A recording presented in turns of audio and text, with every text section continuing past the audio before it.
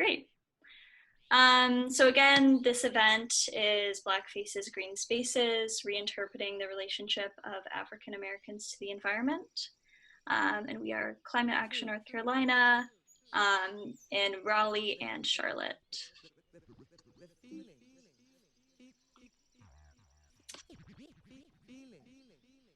So I know that we've already kind of had some introductions, but I don't know if John wants to further underline how great our panelists are and their introductions. Whoops. Hello. So I guess the panelists basically introduced themselves already. Their bios are right here. I could just run through it really fast. Amath Diouf is a Muslim in North Carolina, a North Carolina-based hiker with a globe-trotting Senegalese family. He enjoys hiking, camping in the Blue Ridge Mountains, and writing about access to diversity and outdoors. He writes for the Melanin Base Camp, whose goal is to increase visibility of outdoorsy Black, indigenous, people of color, to increase the representation in media, advertising, and all the stories we tell about ourselves in the outdoors. Thank you, Amath, for being here. I'm pronouncing your name correctly, I hope. Yeah, Amath, and the last name is like the word poof, but with a J, so Joof. Joof. Oh, okay. Yeah, a little different for you. Thank you. No, but you did great. I appreciate you. All right, thank you. Yeah. Next up, we got James Smith. He is one of the leads for Outdoor Afro, one of the meetups here in Charlotte. And Outdoor Afro has become one of the nation's leading and cutting edge network that celebrates and inspires Black connections and leaderships in nature.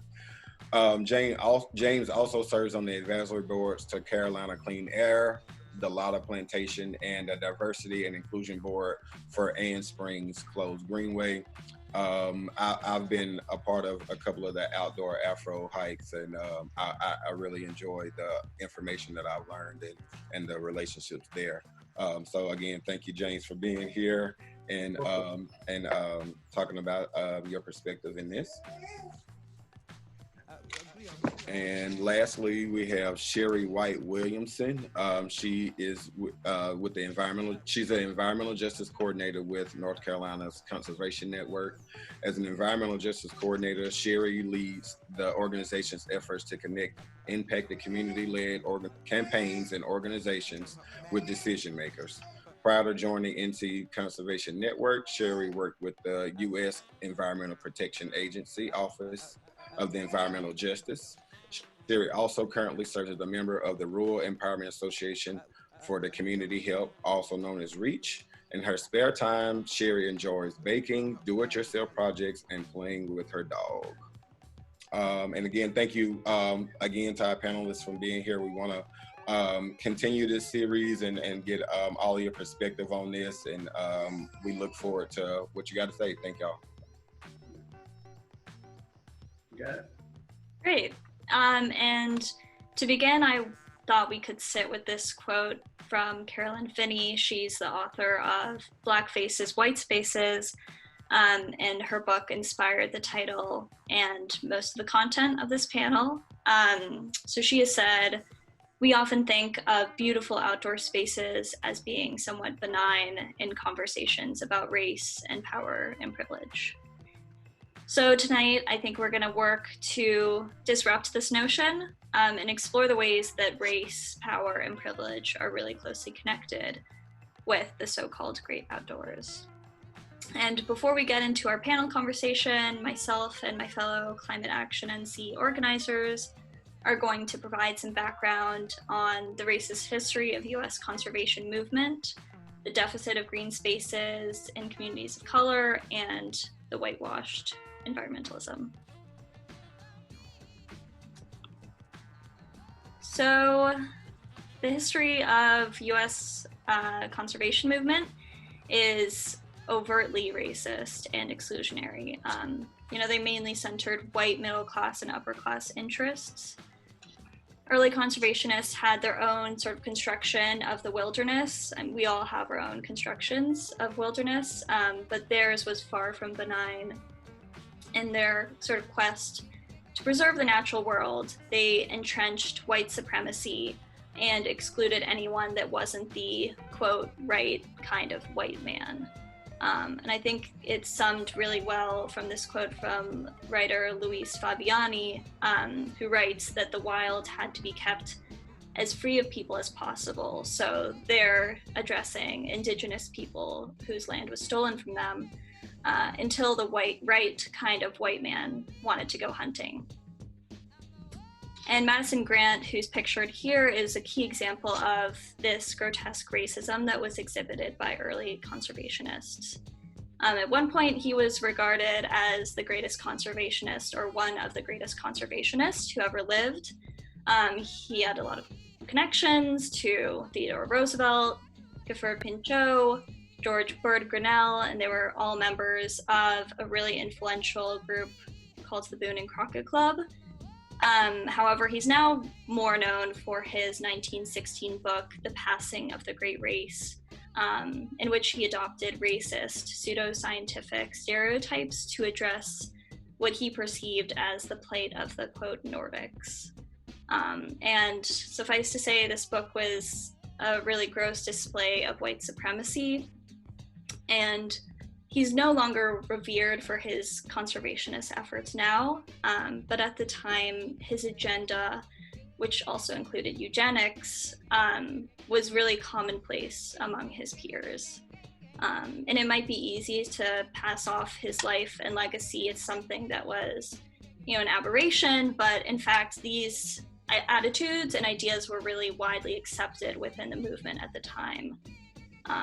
And some of these attitudes led to then material action, which was incredibly harmful, such as the creation of the Bronx River Parkway, whose stated goal at the time was to clean up a polluted river, but through Madison Grant was carefully planned so it would take out wrong development along the way, which included Italian immigrant and African American neighborhoods.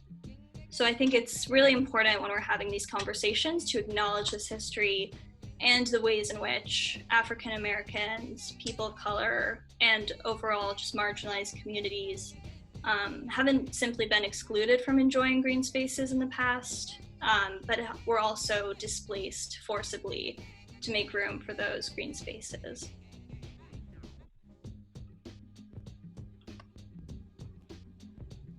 And that sort of flows into one of our next big points.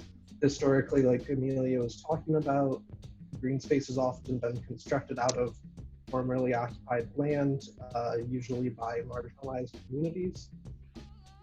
And to a certain degree, that flows into the current, that history influencing the present, as we see that many communities, specifically Black and Latino communities, are more likely to be deprived of green spaces around them, both of planned green spaces, such as parks that are shown in this photo, but also green spaces in a more ambiguous way, which is just trees, general growth throughout cities. And it can dramatically impact a wide variety of health issues throughout the city, throughout cities and metro areas, having to do with asthma rates, pollen rates, allergy rates, I guess, and also heat exhaustion and general things related to heat, as trees and green spaces help mitigate the sort of greenhouse effect and the heat island effect of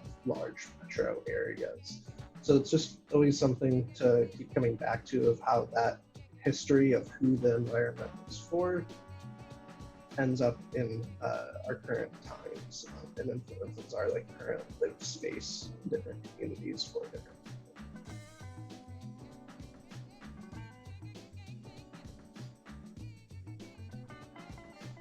Yeah, so as for the whitewashing of the environmental movements, a big understanding of this concept kind of comes from the question that we asked ourselves when we were planning this. It's who comes to mind when we first imagine the faces of modern environmental movements.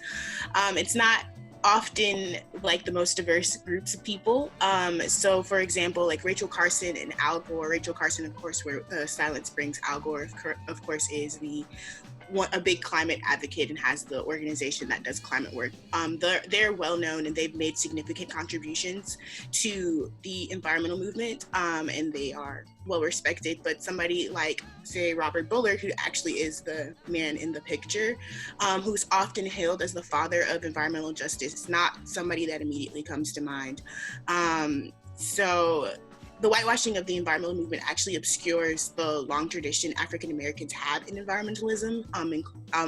African Americans and lots of people of color specifically have in environmentalism, including farming cooperatives, the mid 20th century, healing root work and traditional food production, a lot of other things.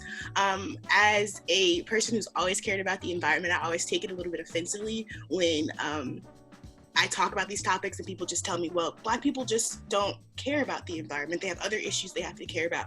Because I always have felt like ensuring that we sustainably coexist is something that is necessary for all generations. And it is by no means a white issue. And when you actually look at it, studies that shown that African Americans and communities of color actually trend higher for concern on the environment compared to the national average.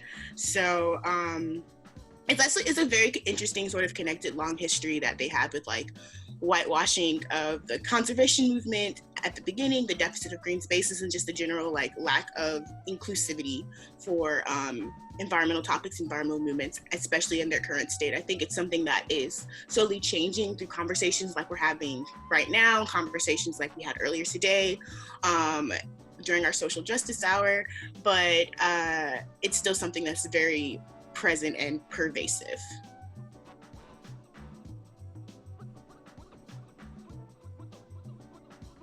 Yeah, and that brings us to question and answer. I know we have Climate Action NC has some prepared questions to start off the conversation, but please, other participants, feel free to write your question in the chat or raise your hand maybe, however that you can make us aware that you want to speak. But I can go ahead and start off. So I know, Amath, you've written before that nature is inherently inclusive, which I found really interesting. And so I wanted to know, if you could elaborate on that, and also for our other panelists, how do you resonate with that? Yeah, great question, by the way, Amelia. With nature being naturally inclusive, what I meant when I said that was that the Earth itself has already, put in place ecosystems for many different living organisms to thrive. And I don't, I think it's, once humans have come along and, either we've happened to, put division amongst ourselves regarding social constructs or whatever it may be, that's where we start drawing lines in the sand or things like that make it harder for people to even access nature. When I say that nature is naturally inclusive, what I mean is that, we walk outside, we're hopefully able to see, good amount of trees, that it's a naturally open space is what I want to say. That Earth is naturally open and it's vast, and when I say naturally inclusive, I also mean that, of course, when it comes to nature and the environment, they don't necessarily see us as, either like a white person or a Black person, a person of color, or, regardless of our orientation or whatever it may be, it's there and it's living and it's thriving, and I think it's very open, just as the air is. I think the conversation can definitely take a lot of turns though when it comes to whether it's inclusive for all people. I think that if I could speak for nature itself, I'd like to assume that nature is, welcoming to all of its inhabitants. But when it comes to us as humans, for sure, as you all have shown in the slideshow, that there's definitely a lot of issues that come into play regarding accessibility to the outdoors, to nature, to whether it's state parks, and towards a lot of amenities that a lot of communities have and don't have. So I was just going to ask if any of the other panelists have their own response to that. Well, I can answer that question from my perspective. that question is uniquely American. Okay, nature is inclusive by default. It's Americans who have created the wedge between nature and the races and economics to create nature to be a scarce resource, when in fact, nature is where we're at any given point in time. And so the reason those images come about in terms of race and in some cases gender and economics is the fact that at the end of the day, we had rules that dictated behavior, and that behavior was punished. So if you were Black and going into the woods, that represented a dangerous endeavor, which could mean your life. And so over time, you create a legacy of despair where eventually the system no longer has to tell Black people or people of color not to go into the wilderness. Their parents will tell them. And eventually what happens is you are in a situation where we're at today, where the common perspective is that people of color don't go into the woods. Well, there's a reason for that. There's a legacy that we often need to talk about that we tend to forget. We tend to forget about the Black codes. We forget that most parks were off limits. That included beaches were off limits. And so we have to go back and address that legacy so that we can move forward. Okay. Yeah, I very much agree there, James. And I'm actually glad y'all touched on Madison Grant. It's pretty good timing. I actually am getting like a blog edited, thankfully, for Melanin Base Camp about the history of the conservation movement in the US and how, I mean, I was just blown away. I mean, just even learning about Madison Grant and his ties to, Teddy Roosevelt. And yeah, I was really just surprised at the history. I was always curious myself. I've been to, I went to an outdoor show last year in Asheville, North Carolina. It was like the Outdoor Economy Conference. And I believe there are over 500 plus people there. But I really tried counting the people of color, and I could literally count them on my hand, not even 2 full hands. So to me, I wanted to know, why was it? Was it just like a Black person thing or a person of color thing? Was it like, it can be pretty expensive, but what really was it? And then, I looked into the narrative of what the conservation movement stood for, and the National Park Service, and who initially pushed that through on their own, ideology. So yeah, I'm glad you brought that up, James. I think it's definitely important to be mindful of the history and how that plays into why there's such a divide, I think, when it comes to accessibility in the outdoor space. Absolutely. And I also, from an environmental justice perspective, if you start looking at the way cities are built, for example, if you are in the inner city somewhere, if a highway's coming through, that highway's coming through your neighborhood and it's cutting you off from those types of amenities. So you aren't able to go to parks or go to a lake or other, it's difficult. So if it's difficult for you to go there, you don't bother to go, or you find other alternatives.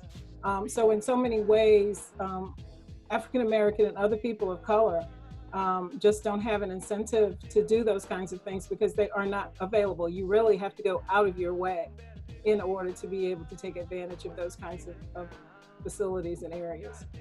Yeah, that's so true. And actually, one of our next questions sort of connects into that.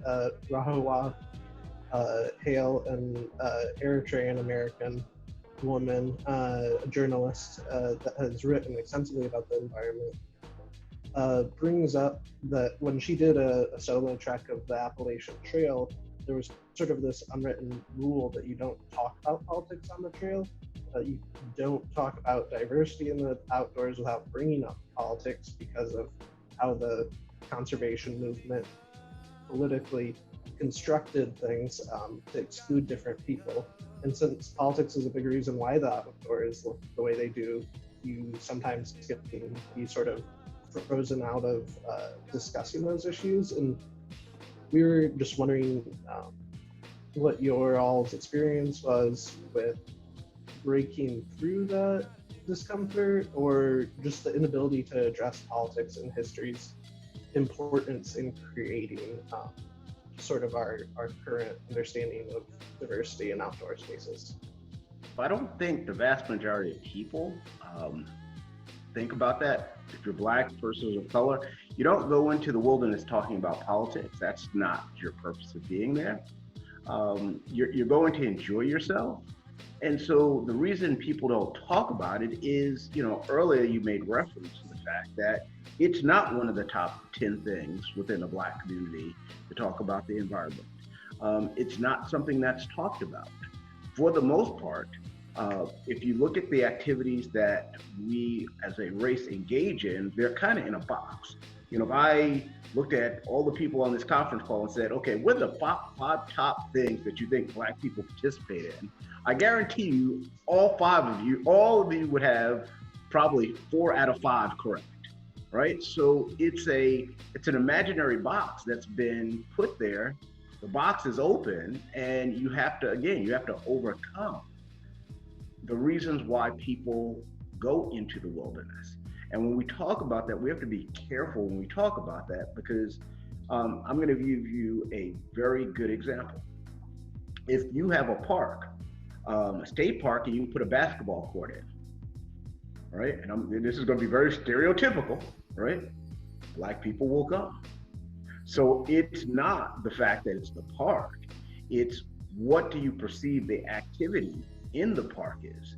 If it's something like hiking or camping, those are literally alien concepts to most people of color, because that was not a safe environment. And that legacy, again, of despair gets pushed down.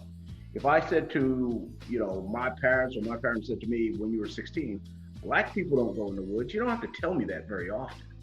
Again, at some point it becomes the norm. So what you're trying to do is break that cycle that says that we do go hiking or fishing or camping, because all you have to do for most Black people is go back 2 generations to our grandparents. Now, again, I'm older than some of you guys. My grandparents hunted, they fished, they hiked. That was their source of food. So within 2 to 3 generations, we've lost that because of the rules associated with going into the wilderness. They started to have hunting permits. They became, they were not affordable to people who had hunted their entire lives. So the system kept them out on purpose. And so that's what we've got to address, that legacy.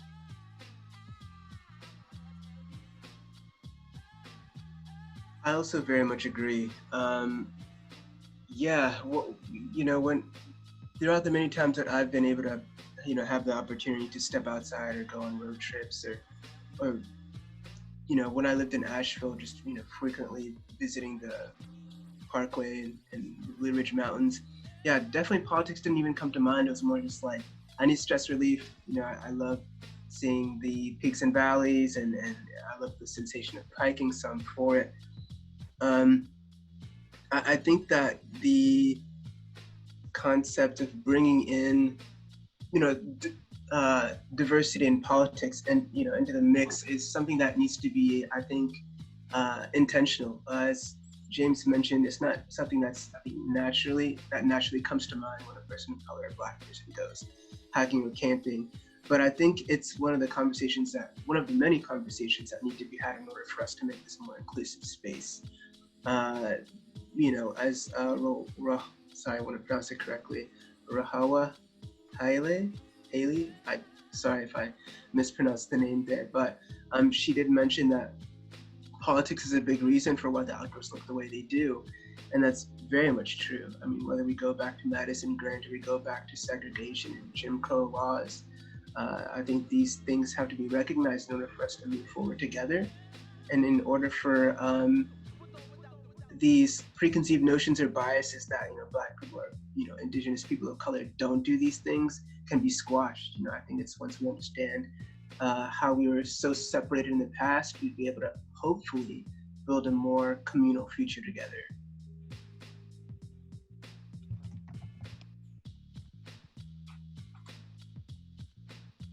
Thank you, guys.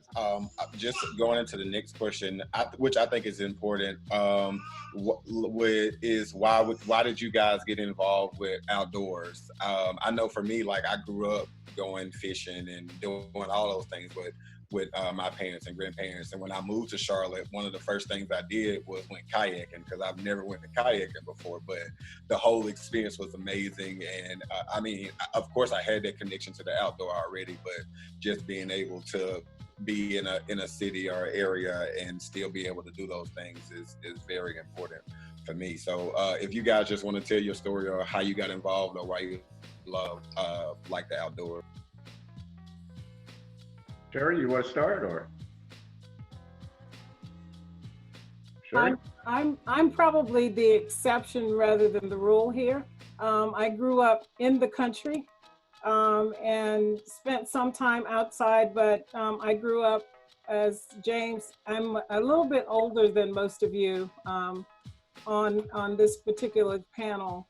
And so I didn't do a lot of outside work. We would go to pick berries in the field, or I think I went fishing maybe once in my lifetime. I became more of a city girl because I ended up going to college in the city.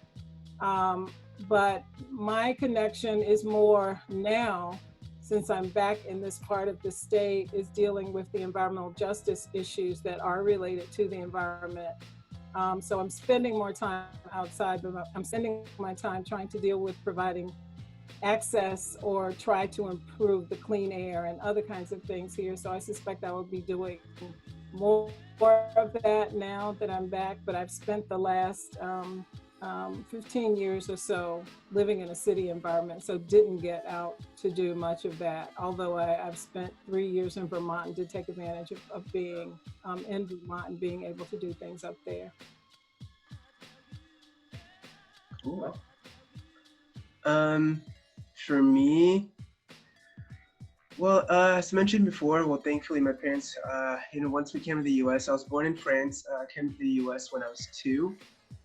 So I don't have a French accent or anything, for those probably wondering why. But we ended up traveling every summer around the U.S., just different state parks, national parks, and things like that.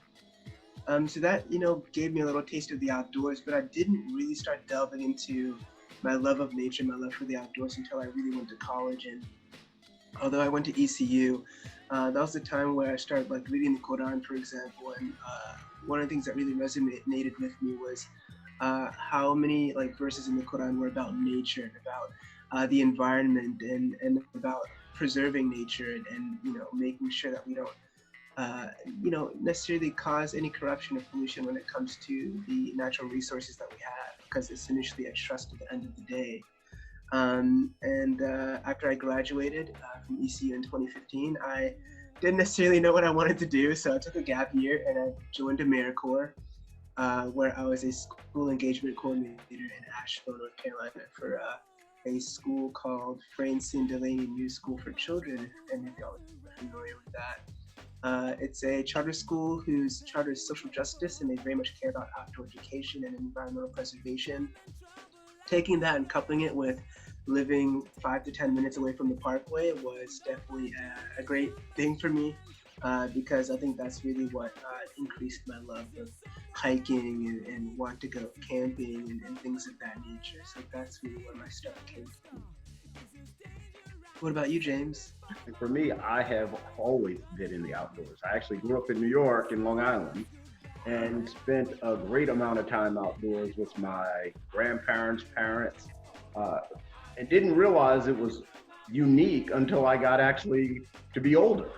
I actually was even sent to a summer camp from the time I was 8 to 16, and we slept outside in tents for all 7 weeks of the summer in a sleeping bag. I didn't even realize that was strange until I was in my 20s, and somebody said, "You slept in a tent all summer?" It's just a part of who I am.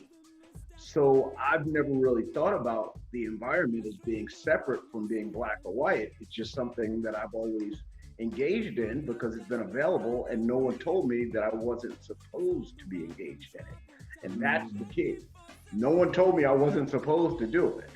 So therefore my box had always been open. And that's what we're overcoming. It's not politics, it's not economics. It's having people understand that their box is open and you are free to choose what you need to choose. But Also, being on the outside comes with a skill set. And we also have to learn those skill sets. You just can't walk into the woods and go hiking. You just can't. Yeah. So those skill sets ultimately have to be taught. Okay, and that's what some of these organizations are now doing. They're teaching people how to go into the environment to enjoy it for different reasons than they may have thought of previously. James, I'm also glad you brought that up, where different organizations, nonprofits, institutions are finding ways to make the outdoors accessible by teaching these skills to Black, Indigenous people of color, LGBTQ+ communities, or any underrepresented community. Because I think it's huge, there's this nonprofit based in Washington State called Climbers of Color. And they have these events planned where they teach people how to ice climb.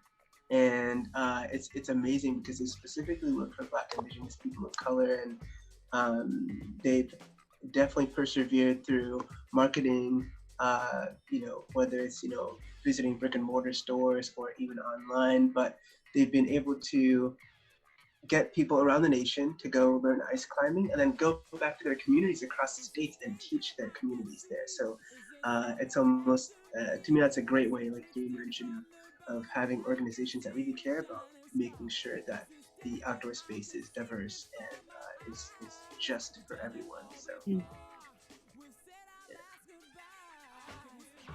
I think we're going Mary. Go ahead. Okay. Do you have a question? No, I was going to make a statement. Oh, go ahead. Okay. I grew up on the as a sharecropper's daughter in the great state of Georgia, and my appreciation of the environment goes back to my childhood, not only of picking cotton and so forth, but we maintained our life. I mean, the land was how we survived. I mean, the different trees and elements of nature meant something. I mean, it was our medicine as well. So I have a great appreciation for nature and the environment. I mean, we could go fishing anywhere we could find a spot, but it was also where we would, use our creeks and ponds as a means of not only exercising or different, but we would put the tires on the rope or something and swing across to the other side. So that was a lot of our activities. And we have lost, as African Americans here in America, we have lost so much of our land. I mean, the acres and acres and acres is such a disservice to humanity. And my biggest culture shock was when we migrated to New York. And God only knows, I had the experience of so much cement, and I often talk about this, and no trees. It was such an unnatural environment. So my involvement with June and Clean Air Carolina, it's like we have to do something. I know the highways come through my neighborhood now, but it's unnatural. So, that's all I have to say about that. It's such an unnatural feeling. Thank you for that, Maddie. I really appreciate that. I think we're going to jump into some of the audience questions right now. We have a couple that we haven't gotten to yet. And this one is coming from Pat Shane. Thank you, Pat Shane. So the question that they had for the panelists are, what are your suggestions for overcoming the barriers of economics and opportunities, whether beaches, woods, parks, etc.? Guess I'll answer that. So here's the reality. Parks are affordable. There are very few non-affordable parks. So the issue isn't so much an economic barrier, it's a mental barrier to getting into the park. Because you have to answer the question, once I show up at the park, what do I do? So if that's merely having a cookout, if that's just being on a path that's camping out. The barrier is the education portion of it, is how do I benefit from the outdoors? How do I appreciate what I see?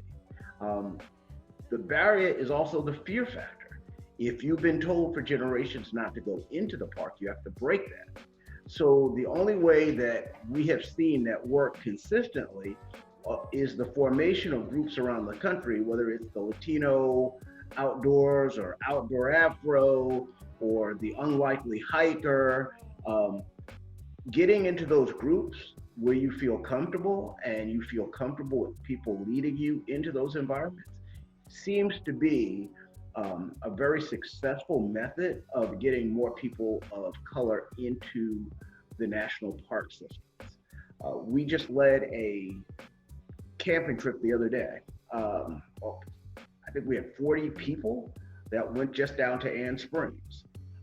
Most of them had never been camping before.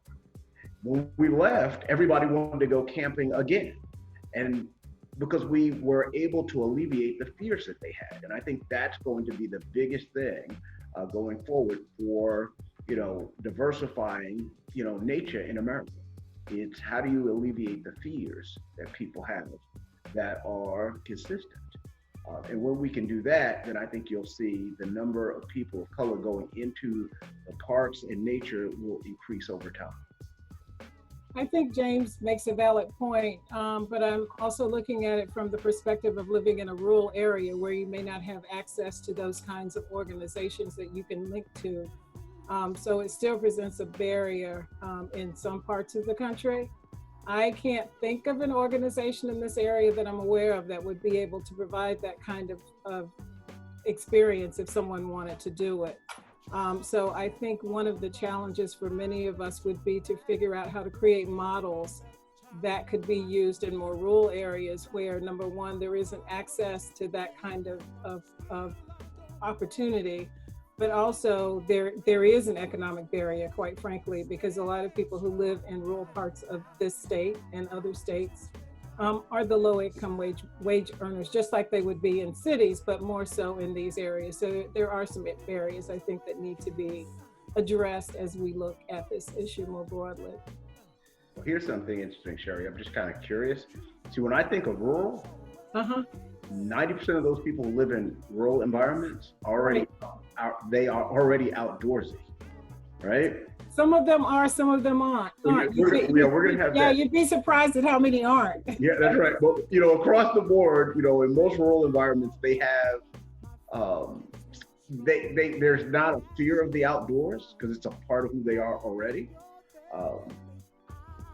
I think what we're trying to do is, and you may be defining this, and I'm curious, are you defining the outdoors as being state parks and places with trees, as opposed to being in just a rural environment?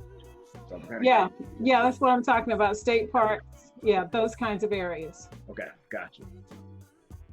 Yeah, that's what I thought of as well. James, I do like your perception of the outdoors just really being it's almost like you're saying it's just your backyard at the end of the day, When it comes to economics, to be honest, I don't know too much, so if y'all could chime in and help me out here, that'd be really cool. But this almost kind of goes back to the quote mentioned about how politics and diversity need to be spoken about when it comes to environmental accessibility, because maybe there's a way that people that live in low SES environments can find ways to either petition for a state park or a local park, maybe even a community garden. I love the whole idea of community gardens. Maybe that'll help people even step outside even more, embrace the sun, but also build that sense of community and make it a little more of a safe zone for people to want to come explore outside. I think maybe making sure that people are hopefully registered to vote or can vote. That way they can change any state legislature that needs to come into effect in order for state parks or any sort of environmental initiatives to be put in place. Really, I think it's also not just focusing too much on the government, but private sector as well. What companies are doing their part to ensure that people of color, that people in low socioeconomic status environments have the opportunities to go outside. Y'all mentioned before the whole idea of almost like meetups, or having these groups, these community groups where people are able to meet and get to identify with someone else, where they have the ability to step outside. That's a huge thing too. So I think because the racial tension is so high right now in the US, this has also been a time of major introspection, not just for individuals, but society at large, including companies and nonprofits. And I think that the whole idea of wanting to make these services possible for BIPOC communities is growing. At least that's what I think. But I could definitely, I want to be open to other, perceptions as well. So. Yeah, and unless there's anything else you wanted to say, I think moving off of the discussion brought up about meetup groups, of like primarily made up with Black folks or people of color. I know, Amath, you've written about different outdoor groups that have been led by people of color for people of color, and how they feel like they can't publicly advertise their excursions because they're seen as like segregating the outdoors. So I don't know if that's an issue that other panelists have run into. Yeah, absolutely. As a matter of fact, Pat had I think I just saw a question from Pat about the number of groups that are racially based that are going into the outdoors, which I think may answer your question. So Pat, I'm going to answer your question, and I believe it was Pat, going back on my memory here, is one, I'm going to use an analogy. The first analogy I'm going to use is Tiger Woods. Previous to Tiger Woods, if you'd said to Black people, who golfs? The answer would have uniformly been no one. Uniformly. Within a year of Tiger Woods showing up, everyone seemed to know how to golf. And they didn't know how to just golf, they were scratch golfers, which means they had been golfing all along. They were just embarrassed to tell anybody that they were doing it because it wasn't the popular thing to do.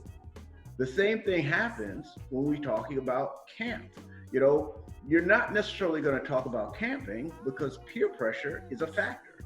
Whether you're 10 or 100, if no one in your circle camps, so they perceive that something other people do, you're probably not likely to talk about it, and you're not likely to develop those skill sets because there's no one to do it with, right? Most of these outdoor activities, when you think about it, are communal. I mean, yeah, you go hiking, you may go with other people, but for the most part, you kind of want to go with people sometimes. You don't want to just constantly go on hikes by yourself. So as the environment changes, right, and there are more people that look like you, you gain a confidence level of doing those other activities. And so to answer Pat's question about, you made references to several non-diverse hiking groups. The reason for that is because of the legacy of fear. If you're Black and you're going into the woods, your fear is being hung, right? Your fear is not coming back out of the woods. Your fear is everybody in this group may not like you and there's no one to yell or to run to. So what happens with, groups like Outdoor Afro and the Latino groups, there's a comfort level that's there, so that they're more likely to participate when they see people like themselves, because they don't want to perceive themselves as being the only people in a group, the only Black person in a group all the time. I can tell you from my own experiences, I'm a member of lots of groups, very diverse groups, but I'm very comfortable in the outdoors. So, my fear is zero. But if I'm doing this for the first time, I'm probably not likely going to go with a group that's all white because I may be fearful of who they are. And that's a reality that we often don't talk about. Those fears are there. We see that every day now with, now we've got the moniker of Karen. We see that every day that, you can weaponize a system against you very easily.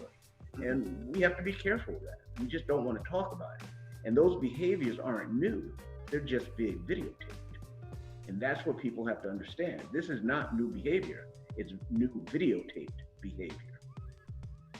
So James, tell me something. Would it be different if it were a diverse group that went out, as opposed to being the only person of color in a group with white people? Or is it, from your perspective and your experience, is it more successful if the goal is to get people comfortable outside and going into environments, to start out with a race-alike group and then sort of morph into other comfort zones later on? Well, I think you have both, right? I think when you start talking about someone who says, I want to go hiking for the first time, they're 90% of the time, they're going to go, because most of the groups they're going to see are all white, right? If I go on Meetup and I say I want to go hiking, yeah, there will be some black groups, but most of them will be white. I'll join. But if I'm not comfortable, I never show up to the meetups, okay? The other thing we also have to be conscious of is when we talk about the responsibility of race relations and diverse groups, what you often see is the groups aren't diversified along racial lines, because I'll give you an example. If I start as a meetup person and you see my picture and I say, hey, I'm forming a hiking group, what will happen is very few white people will join that group. And if there's nobody in the group, they still won't join. And God forbid they see one other black person, they won't join. You know, we often see this. You know, these are the unrecognized biases that we all and yes, we have to be careful of that, because the responsibility of integration always seems to fall on the people of color, when in fact, you know, we're the minority in the community, okay. 13% or something like that. Okay. And so, Pat, I'm going to give you a really good example really quick. When I was in college, great. Thank you very much. And one of the things we used to talk about when I was up in Boston is that, you know, one of the instructors used to say, why do black people always sit by themselves? And so we did a social experiment one day, right? And this is hilarious. So what happens is I can sit at a dining room table and no one will sit next to me. I don't care how packed the cafeteria is, no one will sit next to me, right? Then if another black person sits next to me, no other white will even come to the table. Even if they're standing up, they won't come to the table, right? So ultimately the table becomes populated with black people. And then if you're white and you look at the table, they'll say, look at the black people sitting by themselves. What they're not saying is, when the seats were empty, why did you not come over and join? And that's something we have to really talk about. Does that make sense? I would say I would have probably gone over and sat next to you. Yeah. But perhaps I'm the exception to the rule. And that's why I'm trying to understand if the inclusivity that I would like to see, and if it's better from other people's experiences to start with race-alike groups and then move from there after the comfort zone has been established, or make a point to have a meetup that's purposefully and genuinely mixed, not a couple of people thrown in. Oh yeah, we'll ask a couple black guys to come. I don't mean that flippantly, but you talked about being the only one or two. And I guess I'm trying to be sensitive to some of the best ways to begin to get people comfortable in the environment, number one, but also within mixed groups. Yeah. What you're literally talking about is the ability to build trust over time. And I think that happens, but that trust has to be built. Again, I'm going to use Outdoor Afro as an example. Here in Charlotte, we went from 60 to 1,700 people in really 4 years. 4 years, we went to almost 1,700 people. Well, we didn't have a lot of success in the early days because people didn't trust us either, right? So that's not a black or white issue, it's a trust issue. I'm putting my trust in somebody who's going to bring me into the woods, and I have no idea what that means, right? Am I going to come back home? Do I need to bring a gun with me? Because these are questions we had. The goal is you build trust, and whether you are black or white, once you are able to build the trust, then I think for activities such as camping or hiking, then these groups diversify and they do it organically because the trust is there. And that's one of the things that's missing. Again, I don't want to isolate this from what we're seeing now in the current dates where we've created the moniker Karen, right? That's real, everyone. That's not a joke, that's real.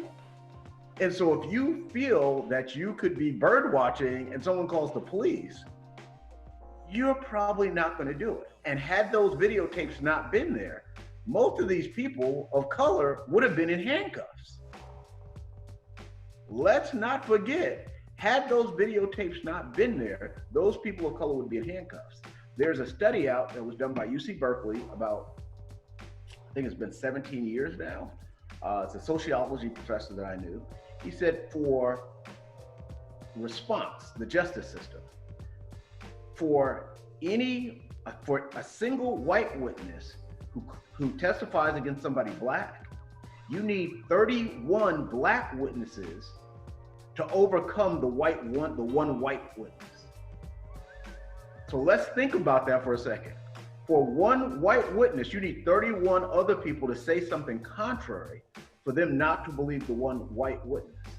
So when you are in a one-on-one situation and you see and you know that this works, because we've seen people calling and saying, he's beating me up, he's harassing me, he's doing something, and you're watching the videotape and they're 30 feet away from each other. Had that videotape not been there, those folks would have all been in jail. And that's real. And that's a real fear. That is a really real fear. If I can make a quick, touch point on that. I think that this definitely circles back to the question of why I think there is a lot of opposition. So the organization that initially put out the marketing for their ice climbing events was Climbers of Color. And I'm not sure if this is occurring for other nonprofits or companies as well, but I wouldn't be surprised just because I think it goes back to the whole idea of fear and that perception of if there's an increase in diversity, then it's a call for, like Black supremacy or people of color supremacy compared to just an equality kind of thing, like an equality for space and things of that nature. So yeah, I think it's really a fear, and as preconceived notions go for everyone, whether a person's white or Black or whatever race or nationality they attribute to. Anyone can have preconceived notions or biases, and I think that having conversations and building that sense of trust, as James was saying, was definitely important. Now I think it's just a matter of how we build that trust. Is it through conversation? I know now with COVID, it's a little tough to meet, face-to-face and things like that, but is it through dialogues like this? Is it through making this information accessible to people and letting them know, look, these things do need to be talked about. I think this can make the world a smaller place and can make the outdoors a more, almost like a family-centric environment. But yeah, I think it really comes down to perception and realizing that, people are scared. I mean, racial tensions are for sure rising. And it's just a matter of how, let me backtrack. Yes, racial tensions, I do believe are rising, but something that I've not seen in a long time in my short 20-some years here on Earth is the amount of solidarity that I've seen between people of different races. I've loved that, and I think that obviously the tragedies that happened didn't need to occur, but it's one of those things that it sparks a catalyst for people to make proper change, whether it's policy change or companies or nonprofits to make that change and build that trust in order for them to be transparent and make the outdoor space green and more diverse. I think there's a broader problem when you look at green spaces, because if you look at the green organizations, for example, there was a study done about 10 years ago looking at the problem with diversity. And even now, in fact, Dorcetta Taylor, who wrote Toxic communities did that study, along with a bunch of other folk, some of whom I've worked with over the years. And there's sort of a ceiling when you look at the engagement of African Americans, other people of color in these organizations, and it's somewhere between 12 and 16%, regardless of what they try to do, regardless of diversity programs, regardless of anything else. There is that dearth. I suspect part of it is probably a distrust. But on the other side of the coin, I've also had the opportunity to teach in academia. And the environmental courses I've taught, I may have 1 or 2 students of color in a class of 25 or 30 students. There is not that interest there. And I'm convinced that one of the things that needs to happen is we as people of color are going to have to introduce young people to the environment earlier in their lives so that they can see environmental careers as viable for them, because I believe that many of them don't see that or those careers as being viable, which also feeds into this lack of diversity within the big green organizations across the country and even across the world at this point. I think that's a great point. When I was little, like I had an obsession with different type of plants and rocks and in that sort of thing. So I think that's like you said, exposing kids to the environment at a younger age and getting them interested is a big component of it, because I know a lot of stuff that gets lost along the way. You were interested in it, but if there's no resources or something there saying you can do this, then you're probably not gonna do it. So I agree with that. I'd love to follow up on that further. I actually had a planned question that talked about Dorcita Taylor. I was lucky enough to study under her where I went to college, and she talks a lot about, in some different papers that she's written, about how many organizations focus a lot on diversity but slip on equity and inclusion within workspaces and organizations, and not paying as much attention to power, comfortability, and financial backing of both paid staff and volunteers in those organizations. And that's sort of what she sees as one of the driving reasons for the dearth of people of color in the environmental movement. I was just wondering what thoughts that you may have about that. That's absolutely true. If you go into an environmental organization, for example, you're going to start at the bottom of the totem pole. And if you start at the bottom of the totem pole, where are the opportunities for upward mobility in those organizations? Oftentimes, the executive director or the people who hold key positions have been there for years and they aren't going anywhere. So in order to create some synergy, you're going to have to create some parallel opportunities for folks to be able to advance so that they can get the kind of experience and maybe feel like it's someplace that they need to stay. Otherwise, they're going to leave and go someplace else. And younger people tend not to stay in jobs 20 and 30 and 40 years like folks 2 or 3 generations ago did. So if that's the kind of thing that's happening, then the opportunities just don't exist unless you start in an organization that's a startup and you have the opportunity to come in on the ground floor and be able to grow with the organization. So there are a number of different barriers when you look at green organizations in terms of where people can go. And if you get a major position in one of those organizations, they're looking for people who have experience. How do you get the experience if you haven't had the opportunity to work in those kinds of arenas? So it's sort of a double-edged sword in so many different ways. How do we break the silo wall that pervades all entities, small and large government, nonprofit, and grassroots to make changes in policies, local, state, federal, and to actually install EV charger, mandate and fund energy audits with weatherization, tax developers for the privilege of building in NC and mandate PV connections to buildings, etc. Through an environmental justice context, of course. You were reading pretty fast, so I'm trying to find the question so I can read it to see what it was. I think it was Maple's question, if I'm okay. Correct. I don't know if that helps. Sorry, I'm a fast reader. Well, I mean, briefly based on what you said, kind of went off a little tangent. So in order to enact governmental policy, you have to have an economic reason for that policy to exist. When we look at the current administration, and this is why, people avoid these topics, the environment is not a policy. As a matter of fact, several policies are being overturned currently, from clean air to dioxides to soil conservation. They're actually overturning the policies because these policies represent long-term goals. We can't start tomorrow and say, hey, let's all have electronic cars. Let's all have this policy. The American public ultimately has to drive these conversations. They have to purchase these electronic cars.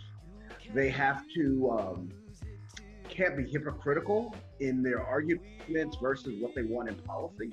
And so until that actually happens, you're not going to drive overwhelming policy changes at this point, especially given the current administration. Now that may change in the future, but again, American behavior needs to change. Most Americans condemn outsourcing, yet most Americans are buying Chinese-only products. So no one takes that argument very seriously at this point.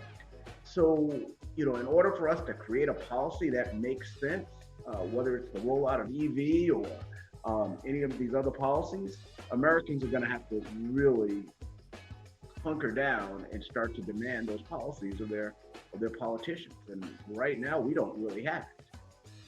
From an environmental justice perspective, I agree with some of what James said, but at the same time, looking at environmental justice communities, we're going to have to look at cash incentives when it comes to things like electric cars and other kinds of things like that, or solar or renewable energy or many of the other things that we see as being forward-moving policies.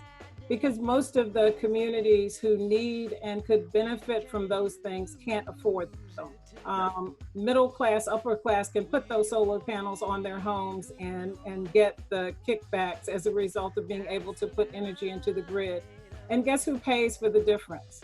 It's those families that already can't afford to pay for the electricity, or can't afford to pay for the electric car, or live in an area where they aren't going to put a charger for an electric car anyway.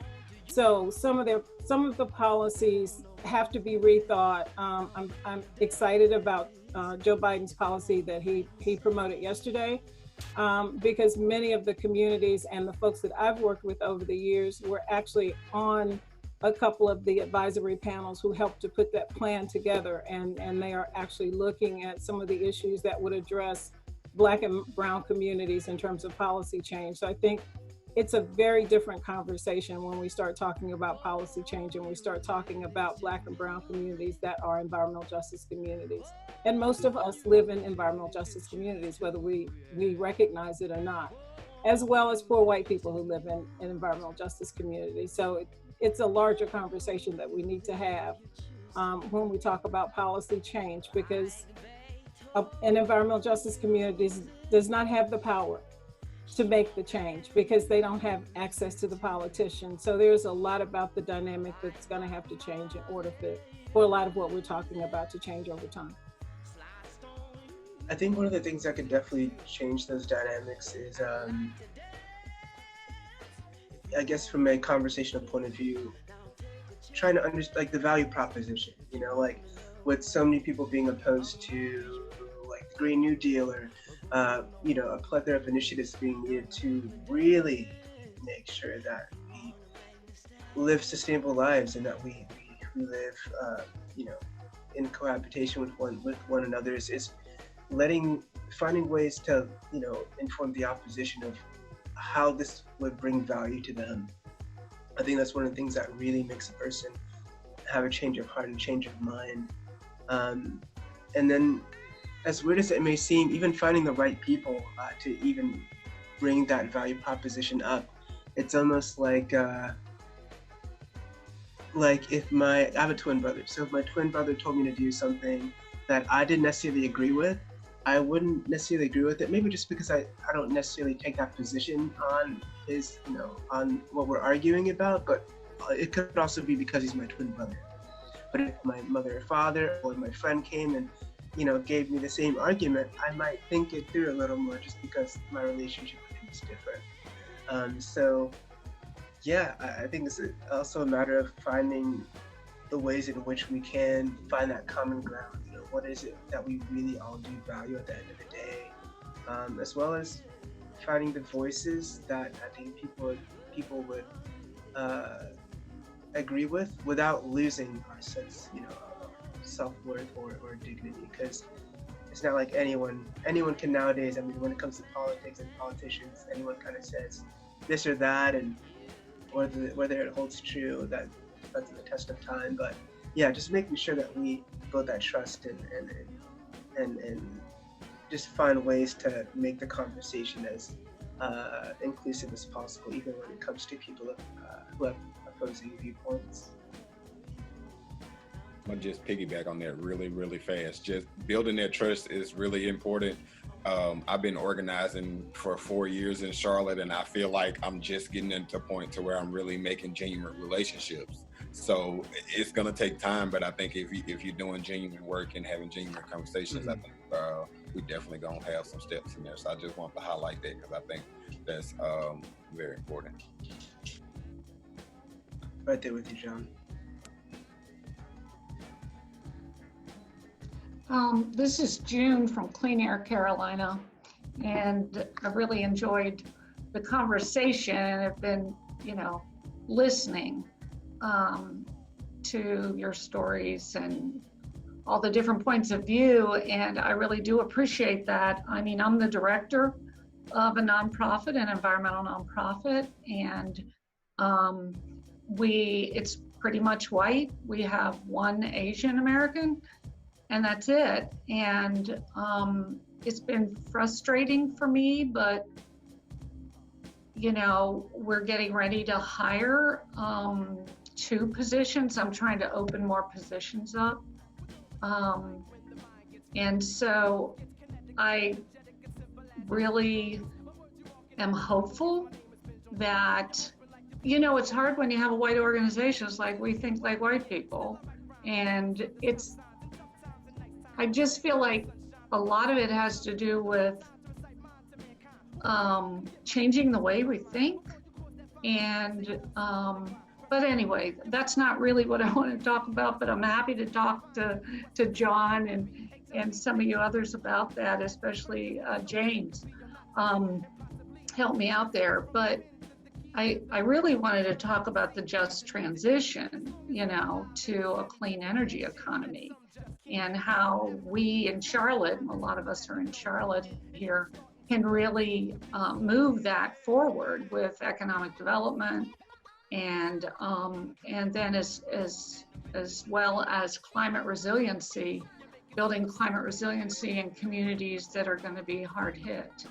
And I just feel that's a huge gap in Charlotte, and one that I'm really interested in working on personally and just as an organization. So just wanted to bring that up.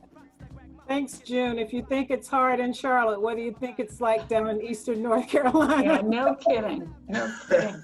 But Sherry, I feel like, and I've said this, maybe I said it to you before, it's like, we have to be economic developers, if we're going to address environmental justice, especially down east.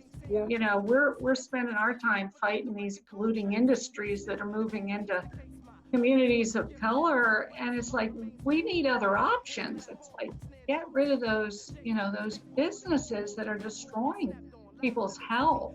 Yeah, Sampson, Duplin, and Robeson County have the highest amounts, or the largest amounts of hog production, chicken production, and wood pellet production. Yeah. So if you're living in an environment like that, you aren't very encouraged to go out into the wild, because I live 3 miles from a Smithfield plant. Mm-hmm. And when they process and rend or burn the innards and stuff that they don't use, I can smell it 3 miles away. That doesn't encourage me to go out even in my backyard with my dogs. So there are some different issues depending on where we live and what we're experiencing in those spaces where we live. Mm-hmm. Absolutely.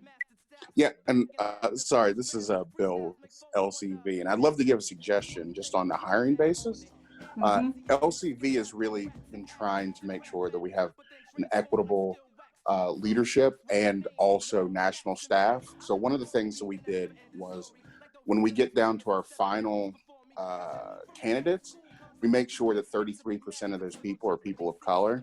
And it's a blind way of doing it. So we have to rethink of the places that we actually go and find those jobs, because a lot of the things that we do just as in regular, when we're thinking about looking for those environmental jobs, we go to some of the same places over and over again, but not thinking about, do people that are actually involved and are in these communities have access to those message boards, that friend group or anything else like that. So, you know, just expanding out to where you actually put in your applications or the job postings can kind of help a little bit. But yeah, it's a hard process, and I would love to talk to you as well afterwards. I forgot to say, I'm the field director of North Carolina. But yeah, and I'm proud of all the work my organizers are doing. Luckily, we're like, I think we're 50-50 right now. A little bit over because of me, but anyway, but yeah, if you love to talk about any of that stuff, I'd love to have a conversation with anybody at any time. So yeah, thank you, Bill. You know, our board is very diverse, but yeah, I could use your help. Same with you, Sherry. We need to put a team together. We should talk about that. Great. So I know we have like a little less than 10 minutes left right now. So for each of the panelists, just a last chance to address any final thing you want to bring up. Well, I guess I'll start off. I think this was extremely successful. I think the first step for anything is to start the conversation. And then you can move forward based on having these conversations. I think that's super important. I think we're moving forward. I think we're moving slower than most people want to move. But we also have to realize that we have a 400-year legacy, and this isn't going to change in 2 years. You know, when I think about someone who wants to move into the environmental fields, generally they aren't aware of those jobs. You know, let's go back to the rudimentary part of this. If I live in a city, I don't even know what a park ranger is, right? I know what the guy who cuts the grass is, but I don't know what a park ranger is. Never even heard of a park ranger other than Yogi and Boo Boo, right? So that's the reality. That's why nobody goes into it. They don't know it exists. Most of these professions require 2 to 4 year degrees. And if everybody in your neighborhood, well, one, let's address the fact that the vast majority of people don't go to college anyway. But then now when I go to college and everybody says doctor, lawyer, engineer, very rarely you're gonna hear somebody say park ranger. Very rarely are you gonna say, I wanna be an environmental expert, and you don't know anything about the environment. So those are gonna be the key hindrances as we move forward. Now that will change in a generation or two, but it's not something that's a short-term solution. Unless we find alternative means of training people that are in their transition to second careers. Hey, now that I'm out of school and I realize I hate being, you know, whatever, working a programmer at Bank of America, but I like going to the park and I've met a ranger. How do we train people to go into those professions as a secondary career and to maintain their incomes? So at one point I said to myself, oh, I'd be a park ranger. Then I realized how much they made if I started. And I'm like, oh, no, I don't want to be a park ranger anymore. That's a reality. The same way that they had to recruit teachers by saying that, hey, we're going to have another path to you becoming a teacher as a second career, we're going to have to start doing that in the environmental fields. Because until you do that, you're not going to get a lot of people. You're not going to get a lot of diversity in those fields. Sherry? I kind of agree with James and sort of disagree with James. I was actually a park ranger for a while. You knew what a park ranger was. Yeah, I did. That's the key. You knew what a park ranger was. And actually, it's not bad pay. But again, I feel that we've got to start educating young folk early on and exposing them to many of the things that they aren't getting exposed to, so that they can see those as alternatives. I have a law degree, and most of the young people I went to law school with were thinking of criminal justice because they felt like that's what they needed to do. And it wasn't until I started talking to them and giving them a different perspective, and my approach was, you want to be a defense attorney and prevent or keep people from going to jail. Think about if you were an environmental attorney and kept those young children from being exposed to those toxins as their brains were growing. They may never make it to that school to pipeline process that many of our children see. So let's start talking about changing the paradigm so that people start looking at these opportunities very differently. And if we expose them, then perhaps more people who look like us will begin considering going into these areas. Well said. And I'm really glad to have both of you here on the panel, as well as everyone here on board, just because I've mainly looked at this from an outdoorsy kind of perspective. So to really hear about different services regarding, whether it's community groups or economics, whether it comes to law, I definitely have a lot to learn in regards to those aspects there. So thank you all for those perspectives. For me, I'll just kind of really start and end that off with, I really think it just starts with a conversation. Of course, some people might turn a blind eye or a deaf ear to a person of color, a Black person, just because literally of the color of their skin. But you say something that resonates with a person's heart, and they're gonna look your direction. They're gonna want to pay attention. And I think that's really a great place to start. Just once again, education's huge, and I think that's been a really recurring theme throughout our whole conversation is educating people, educating BIPOC communities, educating non-BIPOC communities, finding ways for people to really learn and understand what it means to have lived, throughout U.S. history's time of, being a Black person or a person of color, and really redefining what it means, redefining U.S. history. There's a lot of whitewashing, we've seen it, and it's still continuing on.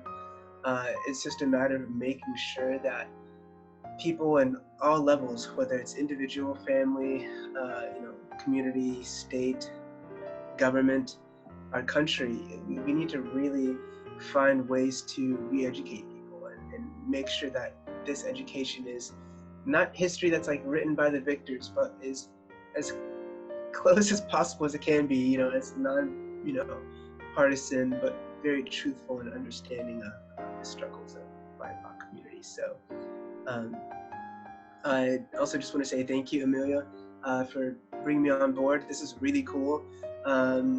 I was a psychology major in college. It was towards my senior year that I almost felt like switching my major into whether it was wildlife biology or environmental science, just because that's when I really started delving into understanding climate change a little more, as well as what I thought I could do to change the situations that we were going to be in. So thank you, everyone. Yeah, I just want to everyone give a big round of virtual applause to our panelists. This was really great. And just in our last minute, I wanted to let people know you can stay connected with Climate Action NC.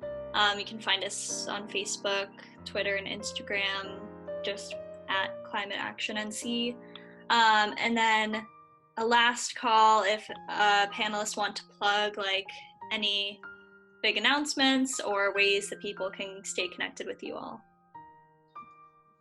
Yeah, go ahead, Sherry. No, I would encourage people to go to ncconservationnetwork.org and find out about some of the things we're doing. Our organization actually is an umbrella for about 60 other organizations doing all kinds of conservation work, from fishing to hunting to environmental justice, you name it. So it's a great organization to be a part of. Thank you.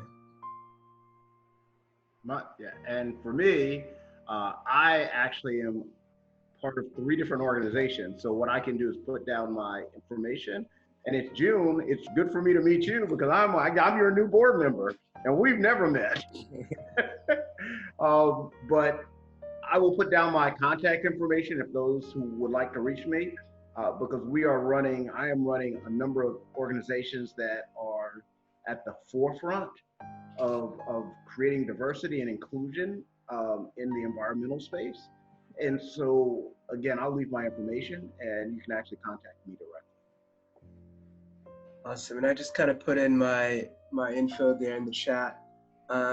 Once again, thank you really for bringing me on board, because I think for quite some time I've been so in love with the idea of wanting to, fight the climate crisis and make all these worldwide changes. But this really, I think, is a good reminder that it starts at home.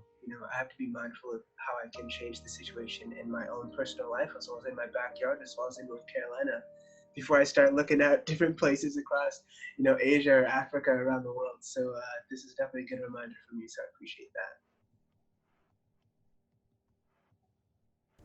Awesome. Well, thank you again, everyone who joined as panelist and an attendee. And just a final note that we will be sending a follow-up email, so that will include the information in the chat as well. So thanks. Awesome. Thank you. All right, thanks, everybody. Thanks, everyone. Thank you. Have a good night. Bye. Good night all. Bye.